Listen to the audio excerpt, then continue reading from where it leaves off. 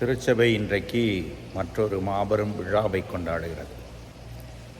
தூய கன்னிமரியால் உடலோடும் ஆன்மாவோடு விண்ணகத்துக்கு எடுத்துக்கொள்ளப்பட்ட நாள். அது ஒரு திருவிழா.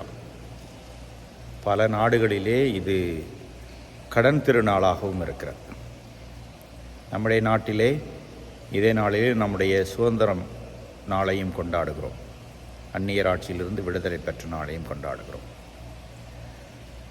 கன்னிமரியாளுக்கு எடுக்கின்ற விழாக்களிலேயே முக்கியமானது 1-2. அவருடைய பிறப்பு, அவர் பாவமில்லாமல் பிறப்பிக்கப்பட்ட அமல உற்பவ பெருவிழா.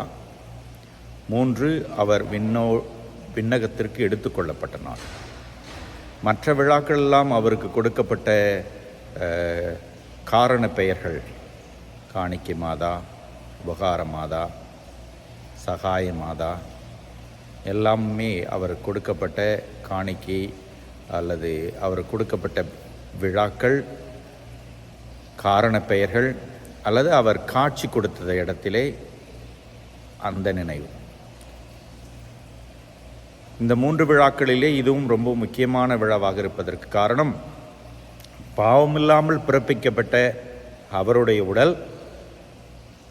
உடலோடும் ஆன்மாவோடும் விண்ணகத்திற்கு எடுத்துக்கொள்ளப்பட்டது நியாயமே. நாமும் ஒரு முறை பாவம் இல்லாமல் இருந்திருக்கிறோம் நம்முடைய திருமுழுக்கின் போது. நாள் மீண்டும் மீண்டும் தவறுகள் செய்கிறோம். தவறுகளெல்லாம் திருந்தி ஒரு நாள் நாம் கடவுளோடு விண்ணக மகிமைக்கு போவோம் என்பதற்கு இந்த விழா நமக்கு ஒரு உறுதியையும் தருகிறது. இயேசு உயிர் தெழுந்தார், அன்னை மரியாள் விண்ணகத்துக்கு எடுத்துக்கொள்ளப்பட்டார். இந்த ஒரு உறுதி, ஒரு உயிர்ப்பின் நம்பிக்கையும் நமக்கு தருகிறது. நாமும் ஒரு நாள் உயிர்த்தெழுவோம். இந்த நம்பிக்கையிலே இந்த உலகத்தில் வாழ்கிற வரை இறைவனுடைய பிள்ளையாக வாழ்வோம். அதற்கு அன்னை மரியாளுடைய பரிந்துரை நமக்கு உதவி செய்யும். இறைவன் என்னென்றும் வாழ்த்து பெறுவாராக.